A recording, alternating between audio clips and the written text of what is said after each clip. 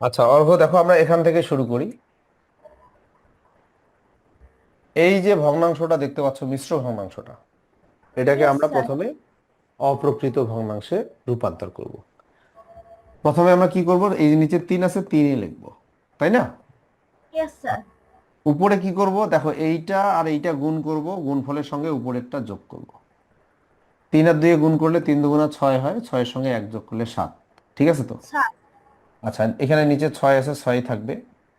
এইটার সাথে এইটা আমরা গুণ করব, 6 আর 1-এ গুণ করলে 6 1 দুই 6, তার সাথে 6-এর সাথে 7। 1 যোগ করলে 7। বুঝতে পারছো? Yes sir. আচ্ছা, এরপরে আমরা কি করব, ভগ্নাংশগুলোকে সমাহার করব। কি করব? সমহল। সমাহার। সমাহার করব, কিভাবে সমাহার করব আমি বলি। 3 এবং 6-এর লসাগু করতে হবে। দেখো 3 এবং 6-এর লসাগু, 3 এবং 6-এর স্যার ছয় লসাগু হয়। হ্যাঁ হ্যাঁ হ্যাঁ, 3 এবং 6-এর লসাগু, দেখো এগুলো গুণ করলে 6 হয়। তাহলে এখানে আমরা লসাগুটা নিচে বসাই দিব। ঠিক আছে? আচ্ছা, ইয়েস এখন স্যার। তুমি 3 দিয়ে 6-কে ভাগ করো, 3 দিয়ে 6-কে ভাগ করলে 2 হয়। 2 দিয়ে 7-কে গুণ করো, 7 2 গুণা 14। 14। 6 দিয়ে 6-কে ভাগ করো, 1 হয়। 1 দিয়ে 7-কে গুণ করলে 7। বুঝতে পারছো? 7। ইয়েস আচ্ছা, স্যার। তারপরে আমরা কি করব দেখো, উপরে দেখো, নিচে 6, এখানেও 6, এখানেও 6, আমরা 6 লিখবো, সমাহারটা লিখবো। উপরে এই দুইটা যোগ করব, 14 + 7, 14 আর 7 21, আর নিচে হইল 21 আর 6। আমাদের যোগ হয়ে গেছে। হ্যাঁ, যোগ হয়ে গেছে। কিন্তু এইভাবে আমরা উত্তরটা রাখবো না। যদি উপরে বড় সংখ্যা আসে, মানে এটা অপ্রকৃত ভগ্নাংশ, আমরা নিচেরটা দিয়ে উপরেরটাকে ভাগ করব। 6 দিয়ে আমরা 21-কে ভাগ করব। ঠিক আছে? তাহলে কত হয়? 3 6 18। 3। 18 3। ঠিক আছে? তাহলে কত হচ্ছে, ভাগফল কত আসছে বলো তো? স্যার ভাগফল হয় 3। ভাগফল 3। 3। ভাগশেষটা উপরে যাবে, ভাগশেষ 3, আর এটা আসবে নিচে। এইখানে দেখো কাটাকাটি করা যায় কিনা। কাটাকাটি বুঝছো, মানে লঘিষ্ঠ আকারে প্রকাশ। এমন স্যার কি কোনো যায়। সংখ্যা আছে যেটা দিয়ে দুইটাকেই ভাগ করা যায়? স্যার 3 দিয়ে 3 যায়। দিয়ে যায়, 3 দিয়ে, থ্যাংক ইউ। 3 দিয়ে যদি এটাকে ভাগ করো 1 হবে, 3 দিয়ে এটাকে ভাগ করলে 2 হবে। তাহলে 3 সমস্ত 2-এর 1। বুঝতে পারছো না, বুঝো নাই? ইয়েস স্যার, বুঝতে আচ্ছা, পারছি। এই অঙ্কটা যারা বুঝি নাই তারা একটু হ্যান্ড রেজ করি, যারা বুঝি নাই তারা একটু হ্যান্ড রেজ করবো। ঠিক আছে, যারা বুঝো নাই। আচ্ছা ঠিক আছে, মেহসুন মালিহা বুঝে নাই, ওকে। আরো অনেকেই বুঝে নাই। মেহসুন মালিহা, তুমি স্যার, হ্যাঁ, বুঝো আমার নাই একটা না? প্রশ্ন ছিল। তুমি এইটা বুঝছো না, নাই এইটা বলো। স্যার বুঝছি। তাহলে তুমি আর কোনো প্রশ্ন আপাতত করিও না। অন্য প্রশ্ন করতে গেলে তোমার ভর্তি বাতিল হয়ে যাবে। আপাতত অন্য কোনো প্রশ্ন করা যাবে না। এখন আমরা আজকে এই চ্যাপ্টারটা শেষ করব। বুঝতে পারছো না, বুঝো নাই? বুঝছি স্যার। কি বুঝছো? এখন আজকে আর অন্য অন্য প্রশ্ন কোনো প্রশ্ন করতে করা পারবো না। যাবে না। যদি এই অঙ্কটা না বুঝো তাহলে শুধু প্রশ্ন করা যাবে, আর অন্য কোনো প্রশ্ন করা যাবে না আজকে। ঠিক আছে? Okay sir. আচ্ছা ঠিক আছে, থ্যাংক ইউ। তাহিয়া, তাহিয়া বুঝে নাই, তাহিয়া। আসসালামু আলাইকুম স্যার। হ্যাঁ ইসলাম, তাহিয়া তুমি বুঝো নাই তাই তো? নমস্কার। ওকে, থ্যাংক ইউ। তাহিয়া, আরো অনেকে বুঝে নাই, আমি সবাইকে একজন একজন করে বুঝাই দিব। সবাইকে একজন একজন করে বুঝাই দিব, ঠিক আছে? কোনো সমস্যা নাই।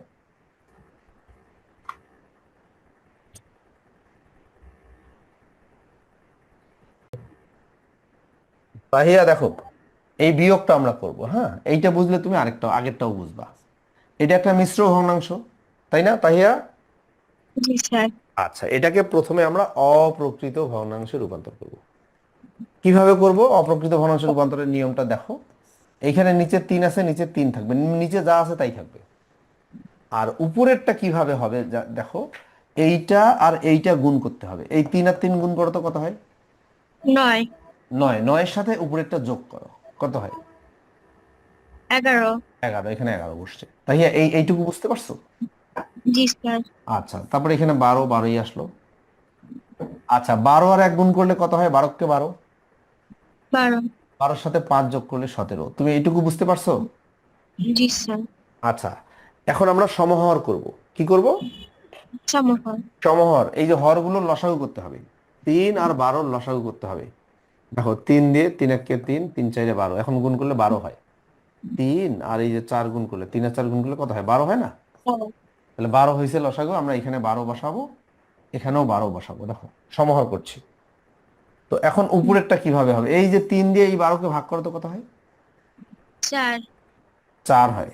এই 4 দিয়ে 11কে গুণ করো, 4 11 44। 44। তারপরে এই 12 দিয়ে এই 12কে ভাগ করো তো কত হয়? 1 হয়।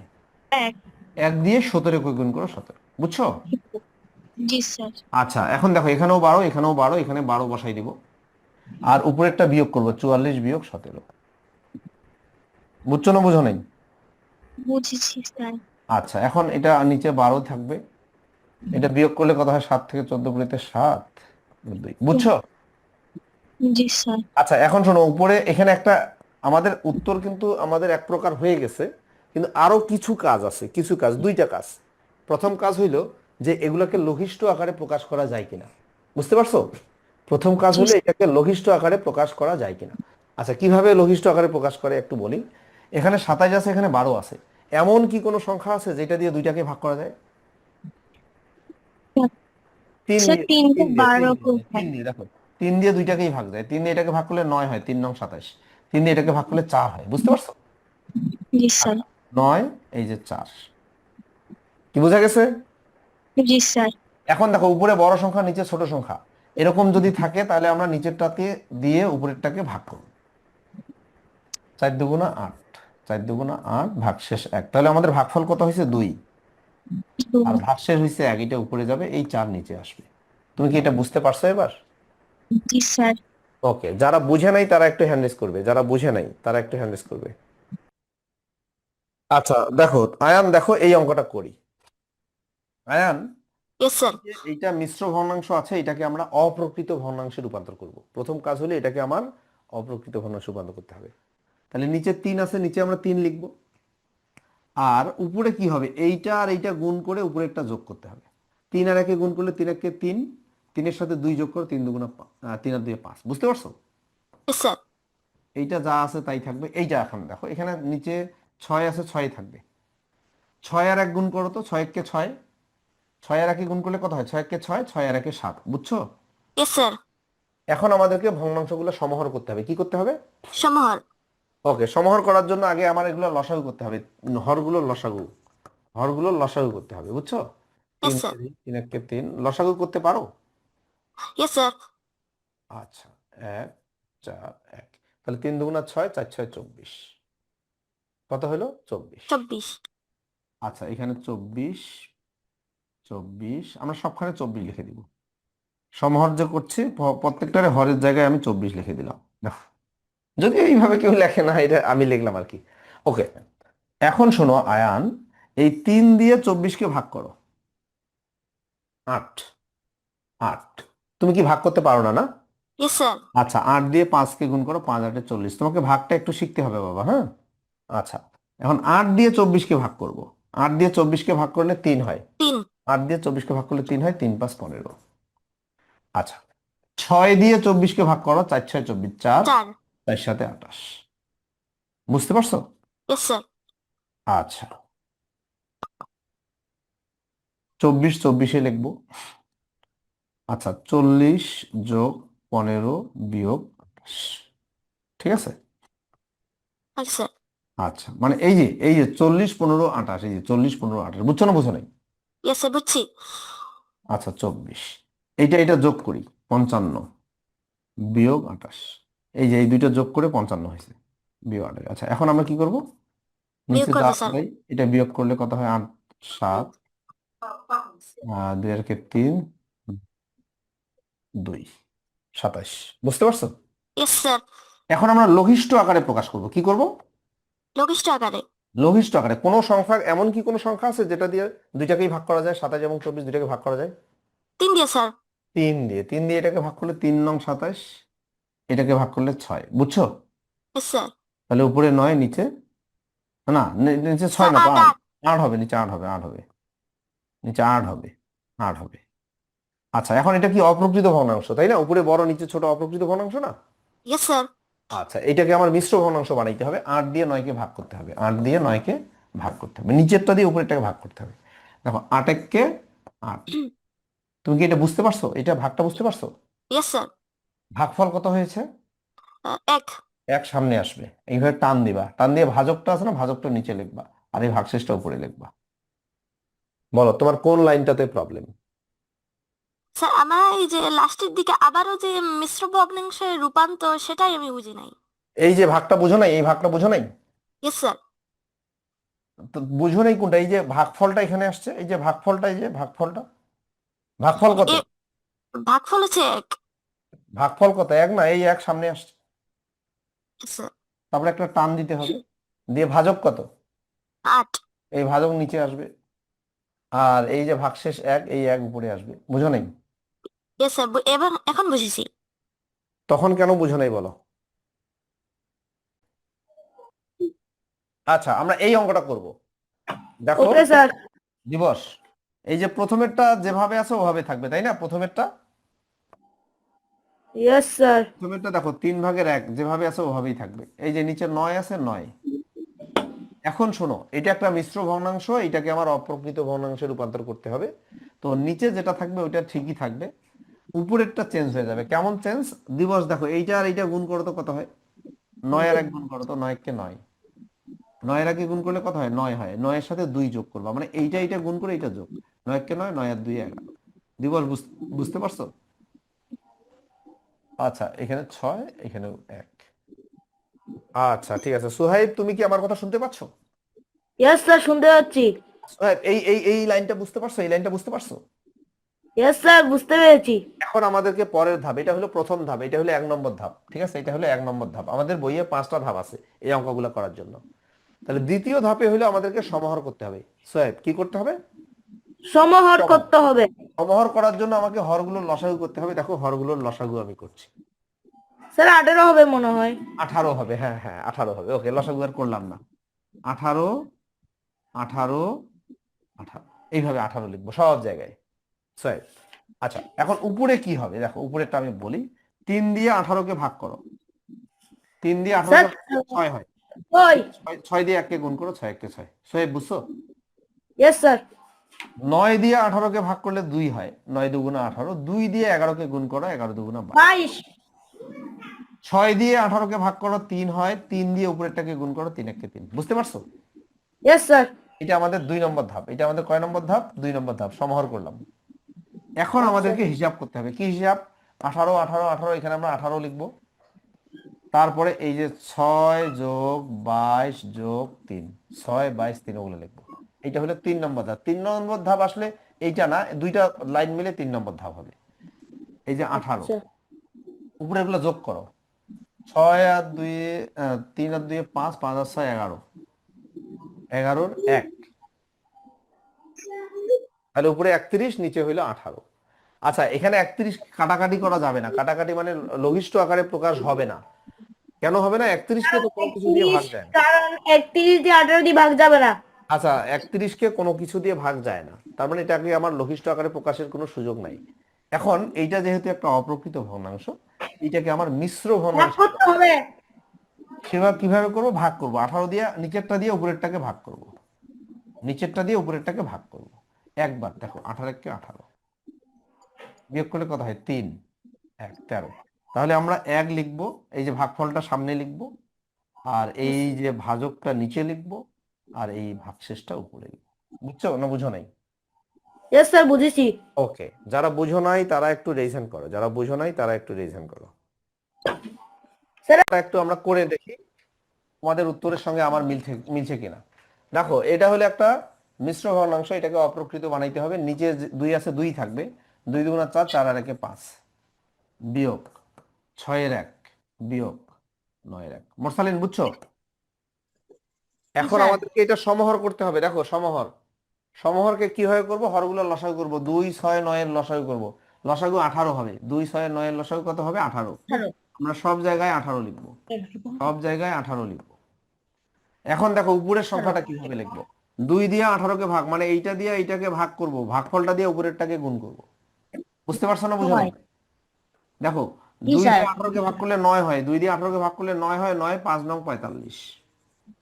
6 দিয়ে 18কে ভাগ করলে 3 হয়, 3 1 3। 9 দিয়ে 18কে ভাগ করলে 2 হয়, 2 1 2। বুঝছো? জি স্যার। এখন দেখো 18 18 18, এখানে আমরা 18 লিখবো। তারপরে দেখো 45 3 2। বুঝতে পারছো? এখন দেখো জি নিচে স্যার। 18, 45 থেকে 3 বিয়োগ করলে 42, তারপরে আবার বিয়োগ 2। এই যে এই কাজটা করলাম আগে, হ্যাঁ। আচ্ছা, এখন এটা বিয়োগ করলে কত হয়? 40 আর নিচে 18। শোনো, এখন এই জিনিসটা অনেকে বুঝে না যে কিভাবে লঘিষ্ঠ আকারে প্রকাশ করে। লঘিষ্ঠ আকারে প্রকাশ, বর্ষালীন এমন একটা সংখ্যা বলো যেটা দিয়ে দুইটাকেই ভাগ যায়, 40 এবং 18 দুইটাকেই ভাগ যায়, এমন একটা সংখ্যা বলো। 2। স্যার 2 2 দিয়ে এটাকে ভাগ করলে 20, 2 দিয়ে এটাকে ভাগ করলে 9, তাহলে উপরে 20 নিচে 9, ঠিক আছে না? জি আচ্ছা, স্যার এখন এইটা কি আমাদের উত্তর হবে? না, এটা আমাদের উত্তর হবে না। এইটা একটা অপ্রকৃত ভগ্নাংশ। অপ্রকৃত ভগ্নাংশটা আমরা উত্তরে লিখবো না, এইটাকে আমার মিশ্র ভগ্নাংশে প্রকাশ করতে হবে। তাহলে আমরা কি করবো? নিচেরটা দিয়ে উপরেরটাকে ভাগ করব, নিচেরটা দিয়ে উপরেরটাকে ভাগ করব, 9 দুগুণে 18, ঠিক আছে? জি 2, স্যার তাহলে ভাগফল কত হয়েছে? 2। 2 এখানে লিখবো, টান দেবো একটা, দিয়ে ভাজকটা নিচে লিখবো আর ভাগশেষটা উপরে লিখবো। বুঝছো না বোঝো নাই?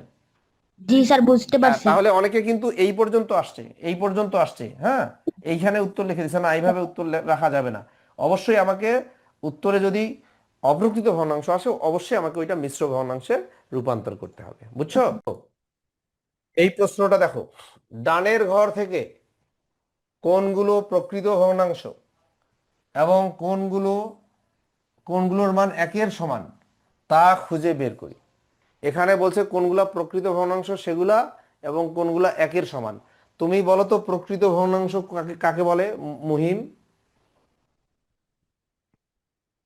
যে ভগ্নাংশের লব ছোট এবং হর বড় তাকে হ্যাঁ, প্রকৃত ভগ্নাংশ বলে যে ভগ্নাংশের লবের চেয়ে হর ছোট তাকে প্রকৃত ভগ্নাংশ বলে। তাহলে নিচেরটা চেয়ে উপরেরটা ছোট, তার মানে এইটা প্রকৃত ভগ্নাংশ। আমি এই সাইডে আর লিখবো না, দেখো এই যে 3, এই যে এটা, এগুলো লিখবো না। প্রকৃত ভগ্নাংশগুলোকে আমি গোল করে দিচ্ছি, দেখো এটা প্রকৃত ভগ্নাংশ, মানে উপরেরটা ছোট, এটা প্রকৃত ভগ্নাংশ। তারপরে হইলো এইটা প্রকৃত ভগ্নাংশ, আরো আছে, এই যে এইটা প্রকৃত ভগ্নাংশ। বুঝতে পারছো? জি স্যার আচ্ছা, তারপরে তাহলে প্রকৃত ভগ্নাংশগুলো আমাদের মানে মার্কিং করা হয়ে গেছে। এখন আমি 1-এর সমান ভগ্নাংশ বলছি। 1-এর সমান মানে কি জানো? যে ভগ্নাংশের লব এবং হর সমান, লব এবং হর সমান তাকে বলা হয় 1-এর সমান ভগ্নাংশ। একের তাহলে সমান 1-এর সমান ভগ্নাংশ কোনটা? এইটা 1-এর সমান ভগ্নাংশ, 4/4 এইটা হলো 1-এর সমান। তারপর 1/1 এইটা 3/3 আচ্ছা, 77/7 ও 77 আছে 76/77, হ্যাঁ, এগুলো হলো 1-এর সমান ভগ্নাংশ। বুঝতে পারছো? স্যার আচ্ছা, তাহলে যেগুলোকে আমি মার্কিং করি নাই ওগুলা তাহলে কি? স্যার ওগুলো অপ্রকৃত ভগ্নাংশ এইটা হলো অপ্রকৃত ভগ্নাংশ, এটা হলো অপ্রকৃত, উপরেরটা বড়, দেখো অপ্রকৃত ভগ্নাংশ। তাহলে বিষয়টা কি এগুলো ক্লিয়ার? অপ্রকৃত বিষয়টা ভগ্নাংশ কি ক্লিয়ার না ক্লিয়ার না? দেখো, এখানে খালি জি স্যার ঘরের সংখ্যাটা বের করতে বলছে। তো আমরা বইয়ের নিয়মটা ফলো করব, তোমাদের বইয়ে যে নিয়মটা আছে এই নিয়মটা ফলো করব। তোমাদের স্কুলে হয়তো অন্য নিয়মে করাইতে পারে, সেটা আমরা পরে দেখব, বাট আপাতত আমরা বইয়ের নিয়মটা করব। দেখো, এখানে প্রথম যে স্যার আমাদের স্কুলে দুইভাবে আমি বলি, আমি বলি, এটা একটা ভগ্নাংশ 7/3 নাকি 7/3 তিন আর ভাগ এখানে সমান চিহ্ন দিছে, এখানে হলো 28 কিছু একটা ওখানে আরেক হবে। ভাগে হ্যাঁ, 28 কত 27 হবে ওইটা আমরা জানি না, ওইটা আমরা বের করব, তাই না? জি স্যার দেখো, মাঝখানে সমান চিহ্ন আছে, তার মানে এটা হলো সমতুল ভগ্নাংশ। এই দুইটা ভগ্নাংশ কি ভগ্নাংশ? সমতুল সমতুল। ভগ্নাংশ তো একটা ভগ্নাংশের সমতুল ভগ্নাংশ কিভাবে বের করে জানো? লব ও হরকে লসাগু একই সংখ্যা দিয়ে গুণ করে অথবা ভাগ করে। সমতুল ভগ্নাংশ নির্ণয়ের নিয়ম হলো লব ও হরকে একই ভগ্নাংশ দিয়ে গুণ করে অথবা গুণ করে বা অথবা ভাগ করে তাহলে এইখানে এরা কিভাবে নির্ণয় করছে আমি বলি। বলতো 7কে কোনো কিছু দিয়ে গুণ করে 28 পাওয়া যাবে নাকি ভাগ করে? স্যার স্যার গুণ করে গুণ করে। 7কে কত দিয়ে গুণ করে 28 পাইছে বলতো? 4 হ্যাঁ, এই যে 7কে ওরা কিন্তু 4 দিয়ে গুণ করে 28 পাইছে। তার মানে এই 7কে ওরা 4 দিয়ে গুণ করছে। 7কে কত দিয়ে গুণ করছে? 4 দিয়ে গুণ করছে। তার মানে আমাকে এখন 3কেও 4 দিয়ে গুণ করতে হবে। 3কেও 4 দিয়ে গুণ করতে হবে। 3কে 4 দিয়ে গুণ স্যার করলে 12 হয়। তার 12 মানে হয় ফাঁকা ঘরে আমাদের 12 বসবে। এটা বইয়ের নিয়ম। 12 এইটা হইলো বইয়ের জি নিয়ম। স্যার বুঝতে পারছো জি না স্যার বুঝো নাই? জি স্যার আচ্ছা, তোমার বুঝতে স্কুলে কি পারছি এই নিয়ম? অনুরূপ বলো, এই খালি ঘরটা আমরা কিভাবে পূরণ করতে পারি? স্যার ভাগ করে হ্যাঁ, ভাগ করে। দেখো, এইটা আর এইটা হইলো দুইটা সমতুল ভগ্নাংশ, তাই না? ইয়েস স্যার আর সমতুল ভগ্নাংশ কিভাবে বের করে? একই সংখ্যা দিয়ে লব ও হরকে গুণ করে অথবা ভাগ করে। অথবা ভাগ করে তো আমরা দেখতে পাচ্ছি এই ভগ্নাংশটা থেকে এই ভগ্নাংশটা পেয়েছে, কিভাবে পেয়েছে? এখানে 6, এখানে আছে 2, 6-এর চেয়ে 2 ছোট, তার মানে 6-কে Yes, কিছু sir. একটা দিয়ে ভাগ করে এটা পাইছে। বলো তো Yes. 6-কে কত দিয়ে ভাগ করে এটা পাইছে? 3. মানে 6-কে 3 দিয়ে ভাগ করছে, 3 দিয়ে ভাগ করছে, সরি কি লিখলাম, 6-কে 3 দিয়ে ভাগ করছে, তাই না? Yes, তাহলে sir. যেহেতু 6-কে 3 দিয়ে ভাগ করছে, এই 3-কেও তোমার 3 দিয়ে ভাগ করতে হবে। বুঝতে পারছো জিনিসটা? Yes, sir. তাহলে ব্যাপারটা এরকম যে 6-কে 3 দিয়ে ভাগ করে 2 পাইছে, এই 2 কিন্তু এখানে বসাই দিছে, তাহলে এইখানে Yes, sir. কত বসবে? এই 3-কেও তুমি 3 দিয়ে ভাগ করো, মানে নিচেরটাকে ওরা ভাগ করে রাখছে, নিচেরটাকে ওরা যত দিয়ে ভাগ করছে আমরা উপরেরটাকে তত দিয়ে ভাগ করব। 1, 3-কে 3 দিয়ে ভাগ করলে 1 হয়, এখানে 1। তুমি কি বুঝতে পারছো না বুঝো নাই? Yes, sir. বুঝতে পারছি। আচ্ছা, তুমি একটু আমার সঙ্গে আনমিউট থাকো, আমাকে একটু হেল্প করো। যারা হ্যান্ড রেজ করবে তাদেরকে আমি ক্লাস থেকে বের করে দিব।